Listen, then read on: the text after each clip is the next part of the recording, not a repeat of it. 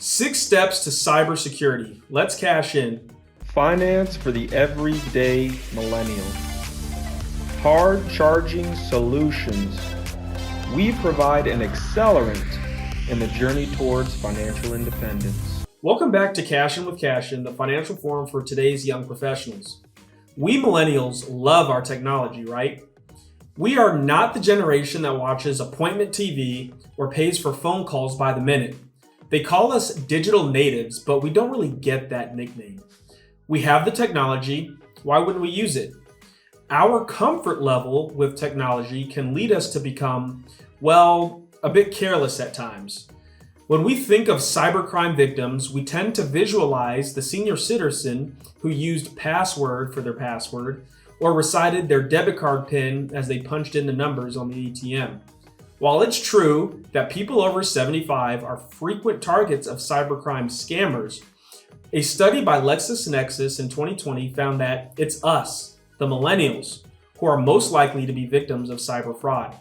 One big reason why we are such an easy target is because we have more of our lives online than anyone else. Our phones have become digital wallets. We save credit card, bank account, debit card numbers online. Our login and password data is stored in a number of places. There's a treasure trove of data out there, and cyber criminals are constantly looking for ways to gain access to it. Here are 6 things you can do to reduce your risk of becoming a victim of cybercrime. First, think in terms of layers of protection. A single password isn't much of a deterrent for a cyber thief.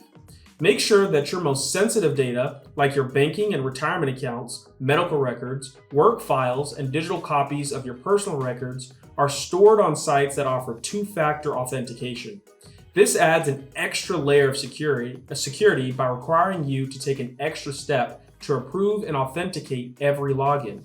Second, avoid saving your login data on every site. Instead, use a password manager to keep all of your passwords secure in one location. Set yourself a reminder to update your passwords on a regular basis. A strong password or passphrase consisting of a mix of upper and lowercase letters and numbers is your best first line of defense. Third, monitor your accounts on a regular basis. Financial institutions may also allow you to set up notifications so you get a text message or email every time there is activity in your account above certain dollar levels. Fourth, don't access any account of yours that contains a sensitive personal data over public Wi-Fi connection. This means don't log on to any banking, insurance, HSA, mortgage, or credit card accounts while you're on Wi-Fi at a restaurant, car dealership, library, public hotspot, or any other open site. Fifth, use a VPN or virtual private network anytime you connect to the internet. A VPN masks your internet protocol address and creates a secure encrypted connection between your device and the host site. An annual subscription for a reputable VPN will cost you anywhere from $60 to $140 a year and usually covers all of your connected devices. Sixth, take responsible precautions at all times to protect yourself and your data. Keep your operating systems and internet browsers up to date at all times. Never click on links in any emails you receive, even if the message comes from someone you know. Access personal accounts that contain sensitive data by typing in the URL rather than clicking on a link or a shortcut. The technology that connects us is one of the defining elements of our life today. With a simple precaution, you can limit your chance of becoming the next cybercrime statistic.